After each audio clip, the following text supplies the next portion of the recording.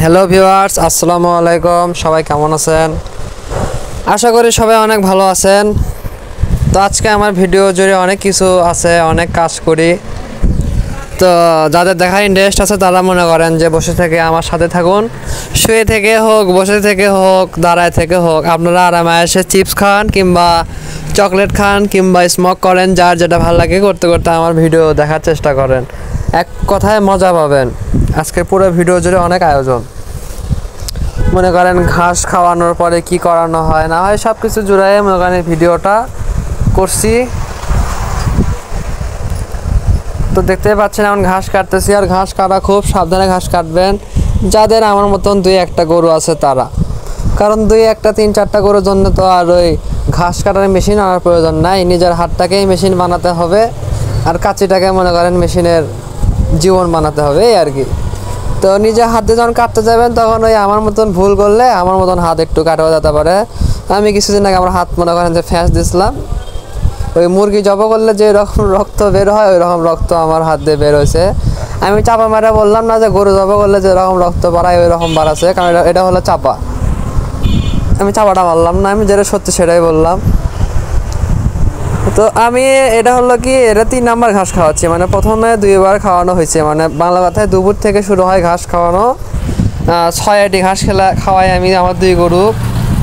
তো এখনও যারা আমার চ্যানেলটিকে সাবস্ক্রাইব করেনি তারা মনে করেন টুকুস করে সাবস্ক্রাইবটা করে নেন এবং পাশে থাকা বেল আইকনটিতে ক্লিক করেন। এবং যারা ফেসবুক থেকে আমার ভিডিও দেখতেছেন তারা আমার ফেসবুক চ্যানেলে ফলো দেন, আর ভিডিওতে লাইক কমেন্ট শেয়ার করে দেন যদি ভালো লেগে থাকে। তাহলে একান্তই যারা গরু পাগল তারাই এই কাজটা করে আমাকে সহযোগিতা করেন, তাহলে আমি অনেক খুশি হব। আপনাদের মাঝে আরও নতুন নতুন ভিডিও নিয়ে হাজির হব।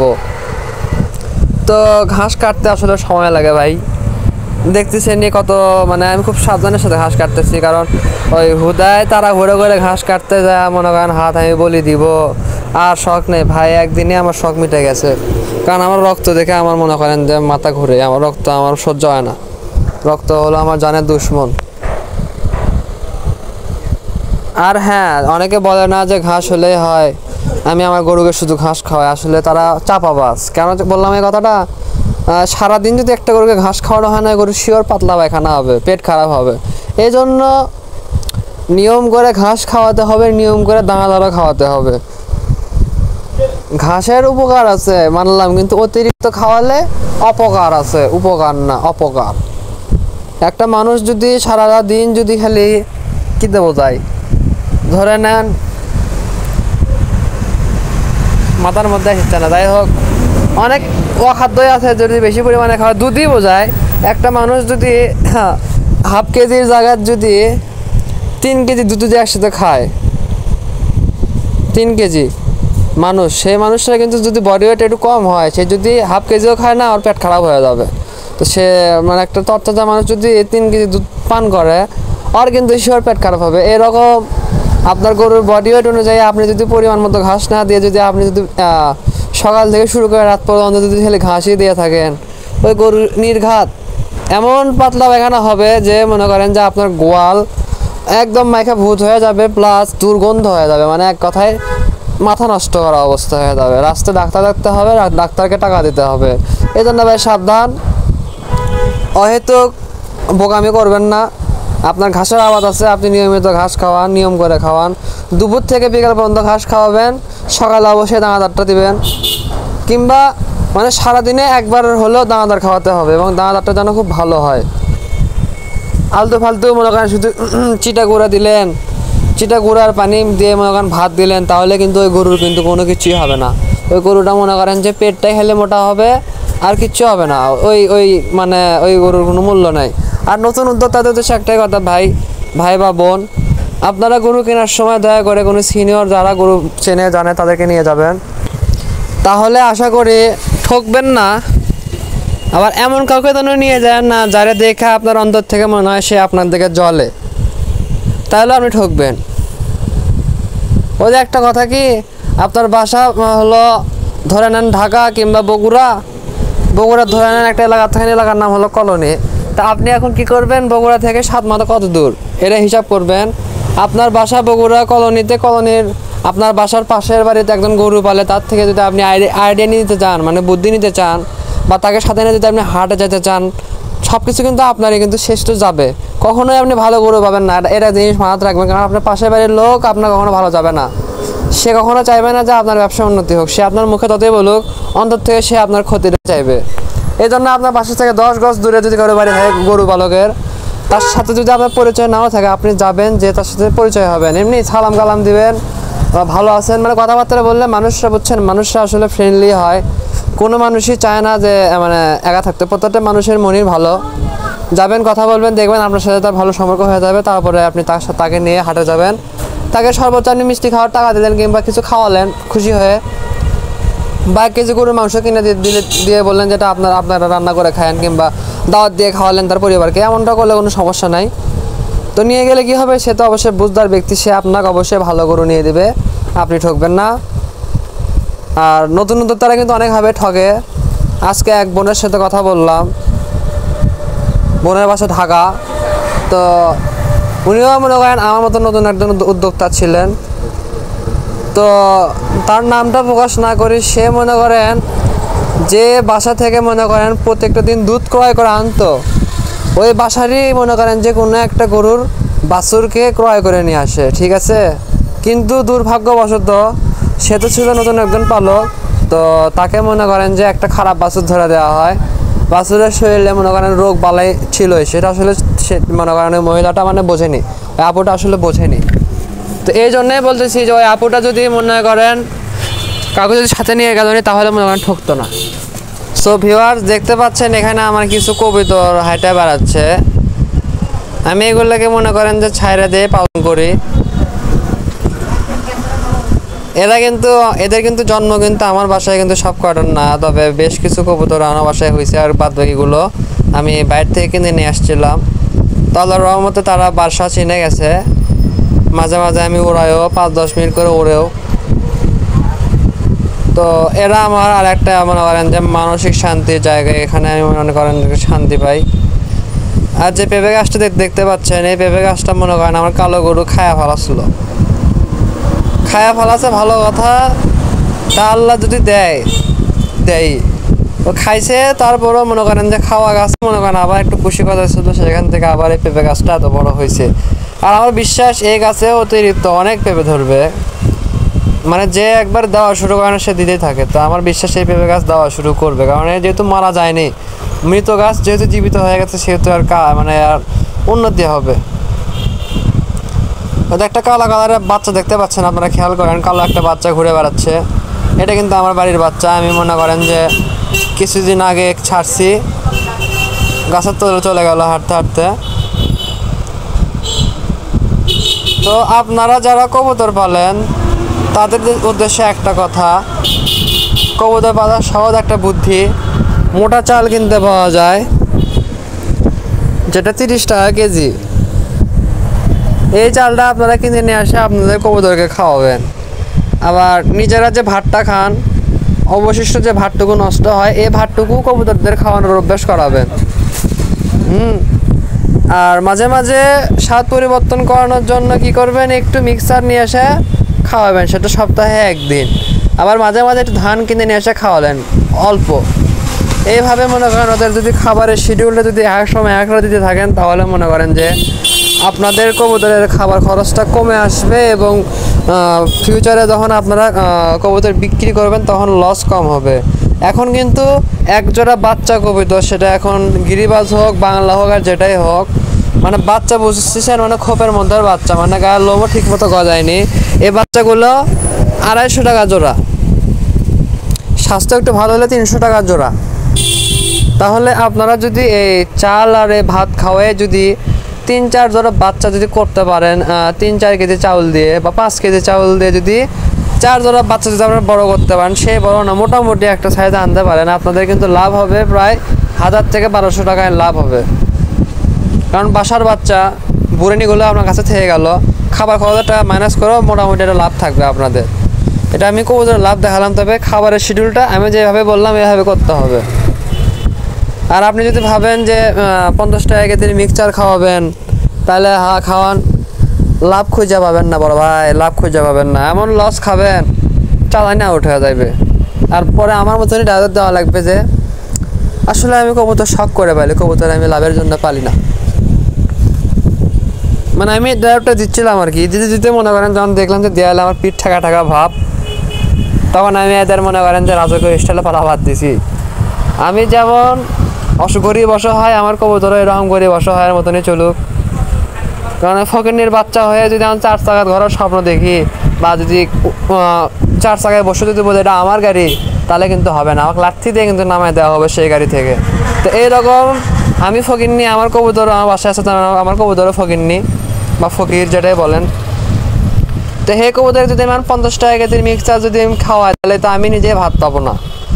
এমনটা হয়ে গেল না যে নিজে পায় না ভাত, আবার ফুটেনি করে কবুতরে খেলাই হলো মিক্সচার, তাহলে তো চলবে না। সেজন্য আমি যেটা খাই তার থেকেও নিচু যে খাবার সেটা আমি খাওয়া। তো আমি ধরেন আমি খাই হলো 55 টাকা কেজির চাল, আমার কবুতরকে খাওয়াই হলো 30 টাকা কেজির চাল, এটাই হলো পার্থক্য। আর গরুর প্রতি আসলে ভাই খরচ হয় না করে ভালো টাকায় খরচ হয় আমার। আমি তো বলছিলামই আমার একটা ভিডিওতে, আমার গরুকে আমি মে মাসের আজকে হলো 5 তারিখ, আমি মে মাসের 1 তারিখ থেকে সর্বোচ্চ মানে 1 তারিখ থেকে আমি খাবারের শিডিউল একদম চেঞ্জ করছি 2 গরুর। আমি মনে করেন দিন 60 টাকার ঘাস খাওয়াই, অর্থাৎ 6 আটি ঘাসের দাম 60 টাকা নেয়। আমাদের এইদিকে ঘাসের দামটা একটু বেশি, যার কারণে মনে করেন যে আমার টাকার একটু বেশি খরচ হচ্ছে। হোক সমস্যা নাই, দিন 60 টাকার যদি ঘাস আমার 2 গরু খায়, এবং তার পাশাপাশি তো মনে করেন যে দানাদার আছে, দানাদারও খাচ্ছে মনে করেন 2 গরু ওই 70 টাকার মতনই, তাহলে 130 টাকা মনে করেন আমার পার ডে খরচ। সেখানে আমি ধরছি 140 টাকার মতো। তো সব মিলে দেখা যায় যে আমার প্রত্যেকটা মাসে মানে আমার মে মাস থেকে আমার খরচ হবে এরকম, পুরো মাস খাওয়ানোর পরে দেখা যাবে প্রায় আমার 4200 টাকার মতন খরচ হয়ে যাবে 2 গরুর পিছনে। তো এই যে এখন থেকে যে খরচটা আমি করতেছি, আমি কিন্তু শুরু থেকে শেষ পর্যন্ত প্রত্যেকটা খরচ আমি আমার ডায়েরিতে লিখে রাখতেছি। সেটা এখন যে কোনো খরচ ধরে নেন, আমি যদি গরুর জন্য যদি একটা শ্যাম্পু কিনে নিয়ে আসি 3 টাকা দামের, আমি সেই শ্যাম্পুর দামটা আমি এই ডায়েরিতে লিখে রাখি, 3 লিখে রাখি। কেন লিখে রাখি? কারণ এটা আমি মনে করেন যে শখ করে পালতেছি না, শখ করে পারলে আমি এত কিছু লিখতাম না। আমি মনে করেন যে খাওয়াইতাম, কিন্তু তো কথা আছে না, আমি ফকির, আমি নিজে একটা ফকির। এই কারণে আমার অত ফুটানি নাই, অত অহংকার করেও লাভ নাই। এই জন্য মনে করেন আমি হিসাব করে রাখতেছি, কারণ এইখান থেকে তো আমার 2 টাকা লাভ করতে হবে। আর লাভের জন্য তো মনে করেন এই ব্যবসাতে নামা। ব্যবসা কিন্তু 2 ধরনের আছে। তো গরু কিনে নিয়ে আসছি, গরু কিনে নিয়ে আসার পরের দিনে কোন হাট আছে, অমুক হাট আছে, আমি কিন্তু ওই হাটে যে গরুগুলোকে আবার বিক্রি করতে পারতাম। এটা হলো ডিরেক্ট হলো মানে কি বলবো, দালালি ব্যবসা যেটাকে বলে, মানে গরুর ব্যবসায়িক দালাল। তো দালাল এখনও হয়নি, দালাল হওয়ার ইচ্ছাও নাই। আমি আমার কথা গরু কিনে নিয়ে আসলাম, 2-4 মাস পালন করব, পালন করে আমি বিক্রি করব, বা 6 মাস পালন করে বিক্রি করব, বা 1 বছর পালন করে বিক্রি করব। এইভাবে মনে করেন আমি আস্তে আস্তে মানে সামনে দিকে এগোবো। আর লসের কথা না বলি ভাই, লস সবাই মোটামুটি করে, কেউ লজ্জায় বলে, কেউ লজ্জায় বলে না। তা আমি হলাম হয়তো বলাবাটি, আমি মনে করেন লস করলে সেটা সবার মাঝে শেয়ার করে দেই। আমার লসের কথা শুনে অনেকে একটু হলেও মনোবল পায়। কেন মনোবল পায়? অনেকে ভাবে যে শুধু তারাই লস করে, তারা তখন হতাশ হয়ে যায়, কিন্তু আসলে হতাশ হওয়াটা উচিত না। মোটামুটি ভাই প্রত্যেকেই লস খায়, এটা মানতেই হবে। এখন যদি ভাবেন যে অমুক লোকের খামারে 100 পিস গরু আছে, অমুক লোক কত টাকার মালিক, অমুক লোকের খালি টাকায় আর টাকা, এত কামাই করতেছে, কোটিপতি। আসলে ভাই আপনি তার ওর টাকা দেখলেন, তার গরু দেখলেন, কিন্তু তার কিন্তু তলকার খবর আমি জানি না। এমনও কিন্তু হতে পারে তার ওই 100 গরুর মধ্যে 50টা গরুই তার ওই ব্যাংক থেকে লোন করে টাকা দিয়ে ক্রয় করা। আর মনে করেন 100 গরুর মধ্যে ধরে নেন 4 থেকে 5টা গরু খুবই অসুস্থ, ঠিক আছে, কোনো মতো চিকিৎসা করা লাগতেছে রেগুলার, চিকিৎসা না করলে মারা যাওয়ার ঝুঁকি আছে।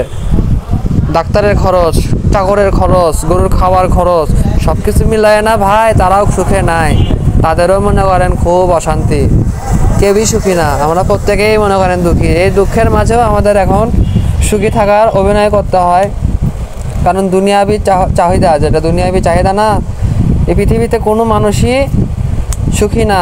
মনে করেন একটা মানুষের অ্যাকাউন্টে আছে 50 কোটি টাকা, সেই মানুষের মাথার মধ্যে এমনি খেলবে, আমার কাছে 50 কোটি আছে, ইস আরও যদি 100 কোটি আমার কাছে থাকতো, তাহলে আমার কাছে 100 কোটি আবার হাতে 150 কোটি টাকা হয়ে গেল টোটাল। এরকম আর কি মনে করেন যে মানুষ জাতের চাহিদা, এটা আমি সহ প্রত্যেকটা মানুষের চাহিদা এইরকমই হয়ে থাকে আর কি, দুনিয়াবি লোভ।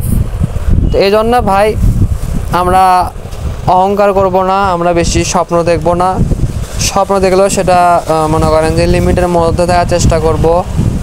2 টাকাকে কেমনে 2.5 টাকা বানানো যায় ফার্স্টে এটা চিন্তা করব। 2 টাকাকে মনে করেন 4 টাকা বানানোর নিয়ত করা আগে হবে না, কারণ 2 থেকে 4 মানে ডাবল লাভে কখনো ব্যবসা হয় না। ডাবল লাভে ব্যবসা মানে এটা হারাম, এই কথাটা মাথায় রাখবেন। ব্যবসা মনে করেন লাভ নেবেন, সীমিত আকারে লাভ নিতে হবে।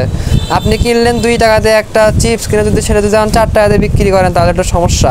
এটা তো 2 টাকার কথা বললাম। এখন যদি আপনি 1 লাখ টাকা দিয়ে যদি গরু কিনে যদি সেটা 2 লাখ টাকা দিয়ে বিক্রি করেন, পরের দিন গরুটার দাম আসলে 1,20,000 30,000 টাকা, তাহলে কিন্তু মনে করেন আপনার কিন্তু হিসাবটা কিন্তু মৃত্যুর উপায় দিতে হবে। এটা মাথাতে রাখেন, এটা কিন্তু মানুষ ঠকানো ব্যবসা।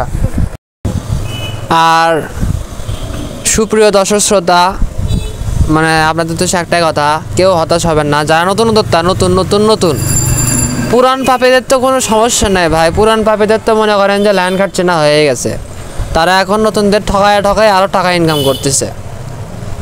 ব্যবসার নিয়মই কিন্তু এরকম ভাই।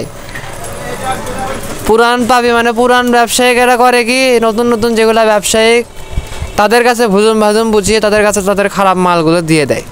তারা সেগুলো কিনে নিয়ে যে হিমশিম খেয়ে যায়, লস খেয়ে অনেকে হাল ছাইরা দিয়ে ওই ব্যবসা থেকে উঠে আসে, অনেকে চেষ্টা করে সামনে দিকে এগোনোর জন্য। এইরকম আর কি। তো আর একটা কথা, আপনাদের খামারে ধরে নেন 3টা গরু আছে, 3টার মধ্যে একটা গরু মাঝে মাঝে অসুস্থ হয়। আজকে অসুস্থ হইলো, ওষুধ খাওয়ালেন, সুস্থ হয়ে গেল। 4 দিন 5 দিন পরে আবার ওই অসুস্থ হয়ে গেল, আবার ওষুধ খাওয়ালেন, আবার ঠিক হলো। এরকম যদি টানা 1 মাস যদি এরকম নরক চলতে থাকে, ওই গরুকে রাখার প্রয়োজন নাই। ওটা আপনার মাও না, আপনার বাপও না, তো ওটার আপনি সারা জীবন খেদমত করা লাগবে। আপনি ওই গরুর 5-7 লাথি দিয়ে তো না, ওই গরুর গলায় দইটা ধরে সুন্দর করে হাটে নিয়ে যেয়ে কোনো কষায় কাছে বিক্রি করে দিবেন, না হলে যাই সস্তার মাল খোঁজে, সস্তার মাল বস্তা তাদের হাতে তুলে দিবেন। সোজা কথা, সস্তার মাল বস্তা বোঝেন নে, সে বস্তায় করে ভরে নিয়ে যাক আপনার সেই গরু। মানে বাংলা কথা, তুই কম দামে গরু কিনবো, তোর হলো তুই কিপটা লোক, তুই এখন আইসা যদি এখন তোর ভালো লাগছে হলো একটা হাতি গরু তুই দাম করছো হলো 20,000 টাকা, তোকে তো সেটা দেওয়া যাবে না। তুই সস্তা খুঁজিচ্ছু, তোকে আমি সস্তা দামে মাল দিচ্ছি, ধরে লিয়ে যা। এখন এই গরু মূল্য না বাস্তব সেটা তুই বুঝালে আমার কোনো আপত্তি নেই। মুখটা খারাপ করে বললাম, যদিও আমি হক কথা বলছি। এভাবে দিয়ে দিবেন, দিয়ে মনে করেন যে ভাই ঠান্ডা মাথায় বুঝে শুনে, কারণ আপনি যেহেতু 1 মাস একটা গরুকে পাললেন, ওর কী অসুখ হয়েছে না হয়েছে সেই বিষয়ে আপনি কিন্তু ধারণা লাভ করলেন। যেহেতু আপনি একজন নতুন উদ্যোক্তা, নতুন খামারি, আপনার জন্য এটা আসলে জানা খুব জরুরি ছিল যে আসলে গরুরও অসুখ হয়, গরুর অনেক ধরনের অসুখ বিসুখ হয়। শিখলেন, বুঝলেন। এখন আপনার মনে করেন যে টার্গেটটা এরকম হবে, আমি হাটে যাব বা কোনো একটা খামারে যাব, যে নিজে গরু পছন্দ করব আর ভাববো কেনার আগে যে আমার এই গরুটাতে আমি নিচ্ছি, এই গরুটার কি কোনো অসুখ বিসুখ আছে নাকি অসুখ বিসুখ ছিল আগে, মানে কোনো রেকর্ড ছিল, ভেবে চিন্তে কিনবেন। আর গরু কেনার সময় গরুর নাকের দিকে লক্ষ্য করবেন। গরুর নাক যদি কিছুক্ষণ পাওয়ার পরে ঘেমে ওঠে, তাহলে বুঝবেন যে এই গরুটা অবশ্যই সুস্থ সবল গরু, এই গরুটা ভালো। আর গরুর নাক দিয়ে যদি পাকা শিকান যদি বের হওয়া দেখেন, তাহলে গরুকে আসসালামু আলাইকুম, এই গরু আমি নিব না। আপনার কথা হচ্ছে আপনি 5,000 টাকা বেশি দিয়ে নেন গরু, 5,000 টাকা বেশি দিয়ে 1 ফিট বা 1 হাত ছোটো গরু নেন 5,000 টাকা বেশি দিয়ে, কিন্তু গরুটা হতে হবে সুস্থ সবল এবং ভালো জাতমানের গরু। মানে যে গরুটা নিয়ে আসলে আপনি 5,000 টাকা বেশি দিয়ে নিয়ে আসছেন, 5,000 টাকা বেশি দিয়ে বিক্রি করতে পারবেন কোনো এক সময়, এইরকম হতে হবে, তাহলে আপনি ঠকবেন না। এই যে আমি এই যে একটা ফ্রেম দেখতে পাচ্ছেন কালো কালারের গরু যে খাচ্ছে, এই ফ্রেমটাকে আমি কিনে নিয়ে আসছি প্রায় 3 মাস হয়ে গেল। এই ফ্রেমটা কিন্তু আগে আরও খারাপ অবস্থায় ছিল। এর গায়ের লোমগুলো মনে করেন যে ছিল কেমনে বোঝায়, 1 আঙ্গুলের সমান লোম ছিল।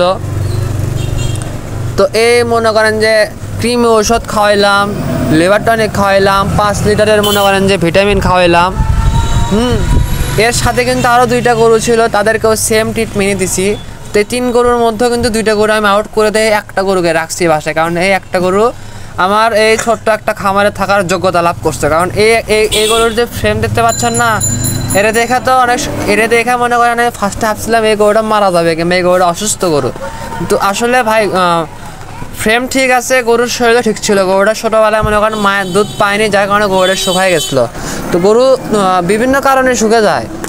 মাঝে মাঝে দেখবেন যে গরু অসুস্থতার কারণে শুকে যায়। যেমন একটা মানুষের যদি বড় কোনো রোগ হয়, তখন দেখবেন এই মানুষটা ধীরে ধীরে শুকিয়ে যাবে। যেমন ক্যান্সার হলে কিন্তু একটা মানুষ কিন্তু শুকায় যায়, শুকায় কিন্তু ধীরে ধীরে নিঃশেষ হয়ে কিন্তু অবশেষে কিন্তু মারাই যায়। 100%-এর মধ্যে সর্বোচ্চ 2% মানুষ কিন্তু ক্যান্সার রোগে কিন্তু আক্রান্ত হওয়ার পরেও বেঁচে থাকে, আর বাদ বাকি কিন্তু 98% মানুষ হয়তো মৃত্যুবরণ করে। আমার নিজের বাবাও কিন্তু ক্যান্সারের রোগী ছিল, আমি নিজে চোখে দেখছি। তার মনে করেন যে শরীর স্বাস্থ্যটা একসময় খুব ভালো ছিল, আস্তে আস্তে মনে করেন শুকায় আমার একটা পর্যায়ে চলে গেছিলো যে কঙ্কালে এক পাশে রাখা উচিত, আর এক পাশে আমার বাবাকে যদি রাখা যেত, দুইজনকে প্রায় সেম লাগতো। তো এটা এরকম, যদি আপনারা গরু কেনার সময় যদি ভাবেন যে এই গরুটা হাড্ডি গরু, আমি এই গরু নিয়ে এসে মনে করেন যে লাভ করবো, এই গরুকে আমি খাওয়ালে মোটা হবে। আরে ভাই হ্যাঁ, আমি বুঝলাম গরুটা হাড্ডি, ঠিক আছে, কিন্তু এই গরুটা কি অসুস্থতার কারণে হাড্ডি হয়ে গেছে, নাকি মায়ের দুধ না পাওয়ার কারণে হাড্ডি হয়েছে, নাকি এর মনে করেন যে কৃমি হওয়ার কারণে হাড্ডি হয়েছে? মানে বিভিন্ন কারণ হতে পারে। এই জন্য আপনারা হাটে যেয়ে কী করবেন, গরুর শরীর দেখলেন হাড্ডি ঠিক আছে, গরুর পাগুলো দিয়ে তাকাবেন। ম্যাক্সিমাম মনে করেন যে কালো ব্যবসায়ীরা করে কি জানেন, গরুর যে পায়ের খুরগুলো আছে না, খুরের মধ্যে মনে করেন যে গোবর ঢুকায় দেয়, ইচ্ছা করে 4 পায়ের খুরের মধ্যে গোবর ঢুকায় দেয়। কেন ঢুকায় দেয় জানেন? কারণ ওই গোবরটা ঢুকায় দিলে না, ওই পা মনে করেন যে একটা রোগ থাকে, যেটাকে বলে হলো এলএসডি কিংবা খুরা রোগ। কেউ বলে এলএসডি, কেউ বলে খুরা। তো এই খুরা রোগটা হইলে হয় কি, গরুর মনে করেন যে পায়ের খুর, আপনি আপনার বুড়ো আঙুলে হাত দেন, আপনার পায়ের বুড়ো আঙুলে হাত দিয়ে মনে করেন ফাঁক করেন, মানে 2 আঙুল ফাঁক করে দেবেন, একটা মনে করেন যে মনে করেন স্পেস থাকে। ওই রকম গরুরও কিন্তু 2 খুরের মাঝখানে একটা স্পেস থাকে, ওই স্পেসের মধ্যে মনে করেন যে কানা হয়ে ওর ভিতরে সাদা কালারের মনে করেন যে এক প্রকারের ব্যাকটেরিয়া তৈরি হয়। সেই ব্যাকটেরিয়াটা মনে করেন যে আস্তে আস্তে গরুর মাংস খাওয়া শুরু করতে ঢোল করে ফেলা দেয়, যার কারণে গরুটা আস্তে আস্তে নিস্তেজ হয়ে একটা সময় আর উঠে দাঁড়াতে পারে না। মনে করেন যে গরু দাঁড়ানোর সক্ষমতা রাখে না, গরু একদম মনে করেন যে বসে থাকে সবসময়, মানে শরীরে শক্তি থাকে না। আর বুঝতেছেন তো, একটা মানুষের রাস্তাঘাটে খেয়াল করে দেখবেন যে অনেক মনে করেন যে বৃদ্ধ মানুষ পড়ে আছে, তাদের কাছে কেউ যায় না, কেউ যত্ন করে না, তাদেরকে তাদের সন্তানেরা ফেলে দিছে। তো ওগুলা মানুষের শরীরের দিকে খেয়াল করবেন, পায়ের দিকে খেয়াল করবেন, দেখতে পাবেন যে তাদের শরীরে পোকা দিছে। তো এইরকমই আর কি, গরুদেরও সেম মনে করেন যে খুরা রোগ হয়, আর এই রোগটা হয় হলো মাছির কারণে। তেমন আসল কথায় আসি, যে কেন ওই গরু ব্যবসায়ী কত দালালেরা গরুর 2 পায়ের ফাঁসের মধ্যে গোবর দিয়ে রাখে। এই জন্য রাখে যে গরুটা যদি আপনার খুরা রোগে আক্রান্ত থাকে, প্রথম কথা তো এখন গরুটা খুরা রোগে আক্রান্ত আছে, গরুটাকে আমার বিক্রি করতে হবে, লাভ করে বিক্রি করতে হবে। আমি গরুটা কম দামে কিনছি, আমি একজন ব্যবসায়ী, আমি গরুটা কোনো একজন নতুন পালকের কাছে লাভ করে বিক্রি করে আমি পকেটে মোটা টাকা তুলবো, এরকম একটা ধান্দা নিয়ে করে কি জানেন? তারা হলো গরু 2 পায়ের ফাঁকের মধ্যে, 2 পায়ের খুঁড়ার ফাঁকের মধ্যে মনে করেন গোবর ঢুকায় দিয়ে ওই কানাটা ঢেকে দেয়।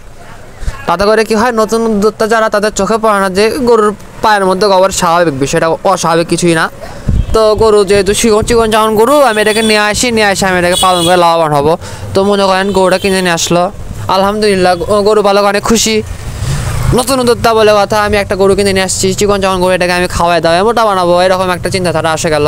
তো যখন গরুটাকে গোসল করানো হলো, গোসল করানোর পরে যখন খাবার দেওয়া হলো, গরু যখন কোনো কিছু খাচ্ছে না, গরু যখন দাঁড়াতে পারছে না, যখন দেখা গেল যে গরুর পার মানে খুরা কানা, পায়ের গিটে একটু ফোলা, তারপরে গরু উঠে দাঁড়াচ্ছে না, এরকম যখন হয়, তখন কিন্তু গরু পালকের মাথাটা গেল ঘুরে, কি ব্যাপার, আমি গরু কিনে নিয়ে আসলাম কালকে, আজকে গরুর পায়ে এটা কি ধরনের সমস্যা দেখা দিল, এই যে ভাই আপনারা ঠকে গেলেন ভাই। এই কথাটা কিন্তু নতুন উদ্যোক্তাদের জন্যই বলা। মানে এই জন্য কী করবেন, যদি গরুর পায়ের মধ্যে যদি দেখেন গোবর, মানে 2 পায়ের ফাঁকের মধ্যে গোবর ঢুকে আছে, কিন্তু গরু আপনার ভালো লাগছে, আপনার আর কি, গরু যদি পালতে যান না, গরুর গোবর দেখে কখনো ঘৃণা করবেন না, গরুর গোবর দিয়ে কখনো ঘৃণা করবেন না। এবং গরুর গোয়ালে ঢোকার সময় আপনি যদি মুসলমান হয়ে থাকেন, আপনি অবশ্যই বিসমিল্লাহ বলে ঢোকার চেষ্টা করবেন, এটা কিন্তু ভালো একটা কথা বললাম। আর ওই যে গরু কেনার যেহেতু বললাম যে গরুর গোবর দিয়ে ঘৃণা করা যাবে না, সেহেতু ওই গরুটা কেনার সময় গরুর পায়ের খুঁড়ার মধ্যে যে গোবরটা ঢুকে আছে, আর গরুকে দেখে ভয়ও করা যাবে না, ওই খুঁড়ার মধ্যে নখ ঢুকাই দিয়ে গোবরটা সরালেন, বুঝছেন, গোবরটা সরাই দিলেন, দিয়ে ভালো করে লক্ষ্য করলেন যে আসলে কি গরুর পায়ে কোনো কানা আছে, দেখবেন যে কোনো কানা আছে নাকি ফোলা, মানে লক্ষ্য করবেন ঠিক মতো, মানে কেনার সময় খুবই দেখে শুনে নেবেন। দেখলেন যে না ঠিক আছে। আবার গরুর পুরো শরীরটা আপনি নিজের হাত দিয়ে মনে করেন লাড়ে দেখবেন, মনে করেন মাথা থেকে শুরু করে পা পর্যন্ত, লেজ পর্যন্ত পুরো শরীরটা টাচ করে দেখবেন যে কোথাও কি মানে একটু ফোলা আছে নাকি। যদি দেখেন যে একটু ফোলা, একটু টিপ মারবেন যে আসলে ঘটনা কি, দেখলেন বুঝলেন। যখন দেখলেন যে না গরুর শরীরে হাড্ডি থাকলেও গরুর শরীর ঠিক আছে, মানে গরুর শরীরে কোনো প্রকারের টিউমার কিংবা অন্য কোনো মানে ঘা জাতীয় কোনো কিছু নাই, এরকম যদি হয় তখন মানে গরুর মুখে একটু খাবার ধরবেন। গরু যদি সে খাবারটাও খেয়ে নেয় এবং কিছুক্ষণ পর লক্ষ্য করলেন যে গরুটা জাবর কাটতেছে, আরও মনে করেন যে গরুর নাক ঘামতেছে কিন্তু গরুর শরীরের হাড্ডি, এগুলো সব কিছু লক্ষ্য করে আপনি হাড্ডি গরুটাকে ক্রয় করতে পারেন, কোনো সমস্যা নাই, হাড্ডি গরুকে ক্রয় করতে পারেন, তাহলে আপনি ঠকবেন না। আর যদি শুধু হাড্ডি ফ্রেম দেখেই গরু ভালো লেগে যায়, গরু নিয়ে চলে আসলেন, তাহলে ভাই আমি প্রথমে যে কথাগুলো বললাম এরকম কোনো ঝুঁকির মাঝে আপনি পড়তে পারেন। যদিও সবাই পড়ে না, তবে 4 ভাগের 2 ভাগ নতুন উদ্যোক্তা যারা আর কি আমাদের মতন, তারা আসলে এই বাসটা খায়। আমি তো খাইছি বাস অন্যভাবে, যারা আমার ভিডিও দেখছেন তারা খুব ভালো করে জানেন। সো ভিউয়ার্স, যারা এখনও আমার ভিডিওটা দেখতেছেন মনোযোগ সহকারে, যাদের চিপস খাইতে ভালো লাগে চিপস খান, বিস্কুট খাইতে ভালো লাগলে বিস্কুট খান, খাইতে দেখেন তাহলে ভালো লাগবে আরও, বা বাদাম খান কিংবা মানে আরও যে আইটেমগুলো আছে কম দামি বা বেশি দামি, মানে যার যেরকম বাজেট সে অনুযায়ী কোনো কিছু খান। আবার যারা স্মোকিং করেন তারা স্মোক করেন, কোনো সমস্যা নাই, দেখতে মনে করেন যে সময় পার করে দেন। আমারও কোনো কিছু খাইতে অবশ্যই ভালো লাগে, বললাম না কি খাইতে ভালো লাগে, তো যেটাই হোক। আর এই যে বেবিটাকে দেখতে পাচ্ছেন, লাল কালারের বেবি যেটা আর কি খাচ্ছে এখানে, আমি কিন্তু 2 গরু লস করে বিক্রি করার পরে এই গরুটাকে ক্রয় করছি ভাই। 2 গরু বিক্রি করে লস করছি, তারপরে কিন্তু এটা ক্রয় করছি। 2 গরু বেচা আনুমানিক আমার 10 থেকে 15 না 16-17 হাজার টাকা লস হয়েছে। তো মনে করেন 2 গরুর মধ্যে একটা গরু ছিল ওই 2 নাম্বার ফালতু, তো ওই ফালতুরে আমি অনেক চিকিৎসা করছি আর ডাইরেক্ট যে লেখে রাখছি, তো দেখা গেল যে লস করে বিক্রি করার পর দেখলাম ভালোই লস হচ্ছে। তো সাদা একটা ছিল, ওটা টাকায় কী করবো, ওটা বেচে দিলাম। 2টা বেচা লস করে বেচা, তারপরে একটা কিনলাম, ও 2টা বেচছিলাম হলো 33,500 দিয়া। যাই হোক সব মিলাই এটাও আমি 33,000 টাকা দিয়ে কিনছি, আর 500 ছিল আমার যাতায়াত গাড়ি ভাড়া, আর 33,000-এর মধ্যে মনে করেন সাপের খরচটাও উঠে গেছে। তো এটা দিয়ে এখন এটা আছে আলহামদুলিল্লাহ। আমি মনে করি এই গরুটা আমার খারাপ হয়নি। তো কথা আছে না, দুষ্ট গরুর থেকে শূন্য গোয়াল ভালো, আর অসুস্থ গরুর থেকে সুস্থ গরু রাখা ভালো। তো এটা হলো সেই সুস্থ গরু, আল্লাহর রহমতে ভ্যাকসিন করছি, আরও একটা ভ্যাকসিন বাকি আছে, সেটা হচ্ছে খুরা রোগের ভ্যাকসিন, সেটাও করে নিব। তো সুন্দর গরু পালতে চাইলে সুন্দর পুঁজি দরকার হয়, এবং সুন্দর গরু পালা আরেকটা বুদ্ধি, সেটা হচ্ছে সুন্দর গরু বলতে পারা হচ্ছে এ দেখেন একটা বাছুর, এটা তো নিহায়ত একটা বাছুর গরু, পায়ের থেকেও ছোট, মানে আপনার হাইট যদি হয় 6 ফিট, আপনার পায়ের থেকেও খাটো। কিন্তু এই গরুকে যদি 1 বছর পালন করা যায় না, 1 বছর বেশি না, 1 বছর 12 মাস, দেখবেন এই গরু মনে করেন আপনার পাখি আপনার কোমরের থেকেও বড় হয়ে যাবে। এমন হতে পারে এই গরু 1 বছরে তার তো হবে না, কিন্তু গরুর সাইজ হবে মাশাআল্লাহ অনেক সুন্দর দেখানোর মতন, মনে করেন যে এক কথায় রাজকুমারের মতন লাগবে সুন্দর, কারণ এদের চেহারাটাই মাশাআল্লাহ। তো আপনাদের যাদের পুঁজি কম, নেহায়তি পুঁজি অনেক কম, ধরেন সেটা 20,000, 22,000, 25,000, 30,000 পুঁজি যদি কম হয়ে থাকে, তাইলে ভাই এইরকম গরু পালেন, ছোট গরু পালবেন, লাভ বেশি করবেন, কথাটা মাথায় রাখবেন। ছোট গরু পালবেন, লাভ বেশি করবেন। ছোট গরুর খাবার খরচটা অনেক কম, লাভও বেশি। আর লাভ আসলে যে বেশি, এটা আপনারা একবার পালেন তাহলে বুঝতে পারবেন। গরু প্রতি একটা বাচ্চার উপর যদি আপনার 10,000 টাকা লাভ আছে, আপনার কি খারাপ? সাপোজ হয়ে যায় না, আপনি তো একটা গরু দিয়ে তো আপনার সংসার চালাতে যাচ্ছেন না, আপনার 2-1টা ব্যবসার পাশাপাশি বাসায় 1-2টা গরু রাখছেন, এতটুকু হচ্ছে, সেই গরু থেকেও আপনার লাভ আসতেছে। লাভের টাকা দিয়ে আরও কিছু গরু ক্রয় করলেন, কিছু না হলেও আরেকটু উন্নত মানের আরেকটু বড় গরু ক্রয় করলেন। আস্তে আস্তে একটা সময় কিন্তু দেখবেন যে 3-4 বছরের মধ্যে দেখবেন যে আপনার খামারে 1 গরু দ্বারা 3 থেকে 4টা গরু হয়ে গেছে। তাহলে কি আলহামদুলিল্লাহ, এটাকে ভালো হলো না? এখন 5টা গরু যদি হয়ে থাকে আপনার গোয়ালে, সেই 5টা গরুকে কিন্তু একটা সময় আপনি 1 বছর পালন করার পরে সেই বাজারে দেখতে পারবেন যে 6 থেকে 7 লক্ষ টাকা দিয়ে বিক্রি করতে পারবেন। আর বরকতের মালিক আল্লাহ, আপনার যদি বরকত এমনভাবে হয়, দেখবেন যে 5টা গরু আপনি ক্রয় করছেন আজ থেকে 3-4 বছর পর, ওই 5টা গরু হয়তো এমন জাতমান ভালো জাতের গরু যে মানুষ নেয়ার জন্য আপনার বাসায় এসে লাইন লাগাই দেবে যে ভাই আমারে দেন আমি এত টাকা দিব। ব্যাপারটা কিছুটা এই রকম। তো গরুর সেক্টরে লাভ আছে বলে কিন্তু মানুষেরা পালন করে, লাভ না হলে কিন্তু হুদায় কিন্তু কেউ আসতো না। কিন্তু কিছু কালো কুৎসিত খারাপ ব্যবসায়িকদের জন্য মনে করেন যে আমাদের এই গরুর সেক্টরটা এখন ধ্বংসের দিকে, ধ্বংস বললে ভুল হবে, তবে নতুন উদ্যোক্তাদের জন্য খুব ঝুঁকির মুখে পড়ে গেছে এই সেক্টরটা। তবে এটা আসলে ঠিক না। তোরা লাভ করবি কর, একটু কম করে লাভ কর। গরুটা অসুস্থ, তোরা বেচে একটু কম দামে বিক্রি কর, যেন লসটা কম করে। তোরা এখন অসুস্থ গরু সুস্থ হিসেবে যদি চালিয়ে দিস। আর অনলাইনে গরু কেনার আরেকটা হলো বোকামি।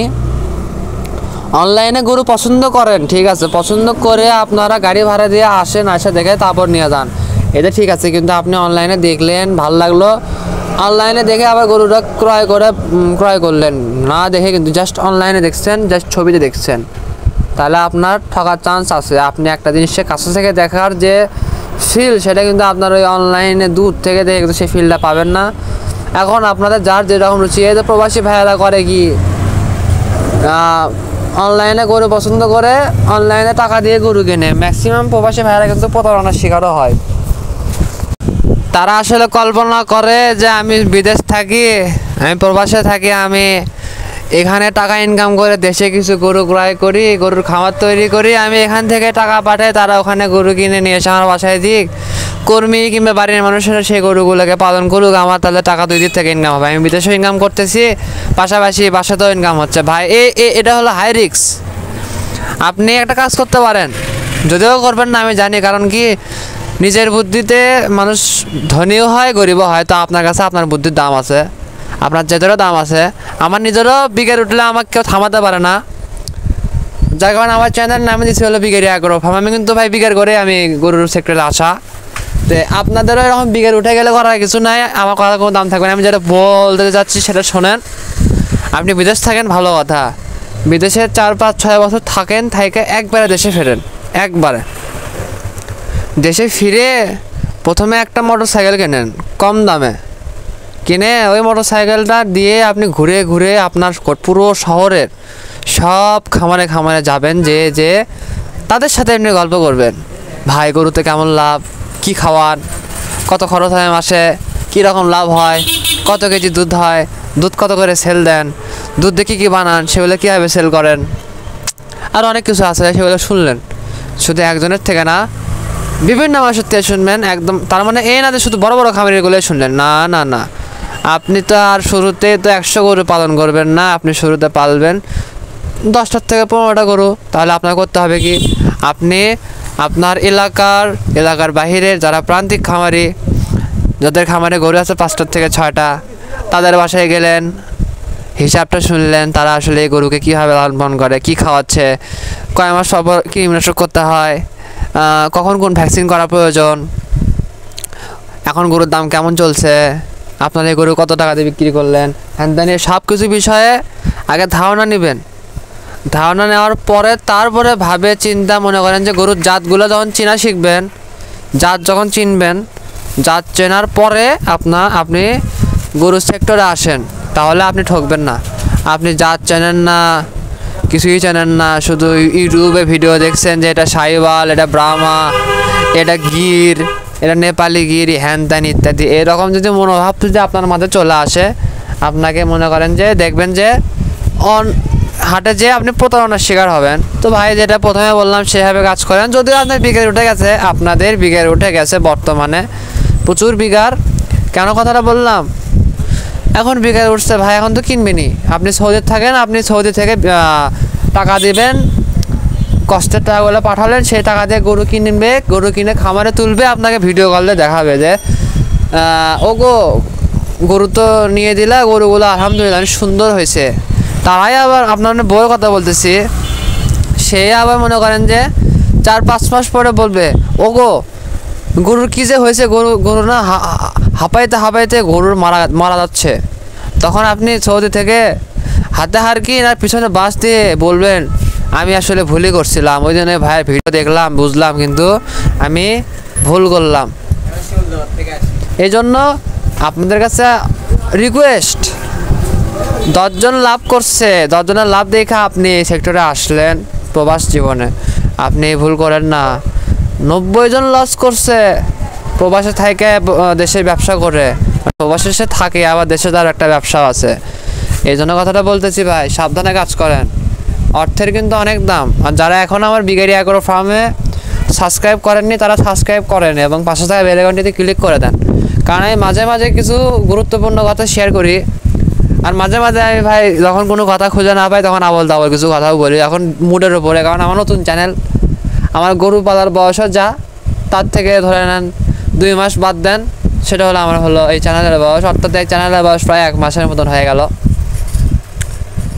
তো সবাই ভালো থাকেন, সুস্থ থাকেন, সবার জন্য অন্তরের ভিতর থেকে দোয়া রইল, ভালোবাসা রইল, এবং সবাই আমার আম্মুর জন্য দোয়া করবেন বেশি বেশি। আমার আম্মু খুব একটা ভালো নাই, যাই হোক ভালো থাকেন সবাই, আল্লাহ হাফেজ।